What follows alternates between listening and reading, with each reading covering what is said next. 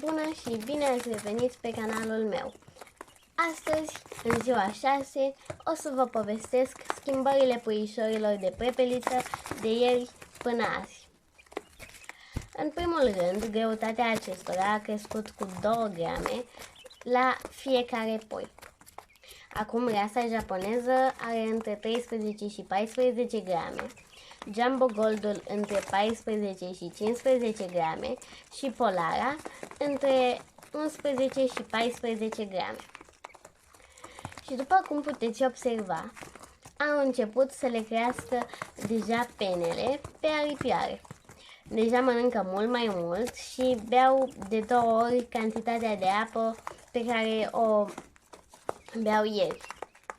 O întrebare frecventă a fost de câte ori trebuie să schimbați așternutul și apa.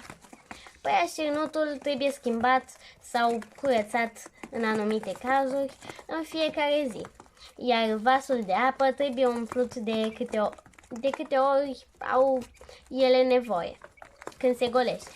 Dar trebuie spălat măcar de 3 ori pe zi, înainte să le puneți apă curată. Astăzi puișorii sunt mult mai activi decât ieri, dar fac și mai multă mizerie. Pe lângă că au început să fie mult mai curioși, aceștia dorm și mai mult și au început să piuie mai tare și mai des. O altă întrebare a fost dacă este sigur să țineți mai multe rase la un loc și dacă au nevoie de hrană diferită.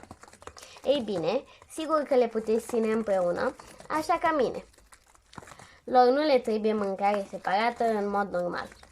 Însă dacă vreți să creșteți o anumită rasă special pentru ouă, trebuie să le dați un furaj cu concentrație mai mare de calciu și mai multe vitamine. Ne vedem mâine la următorul videoclip cu update și sper și mai multe întrebări despre puișori. Bye!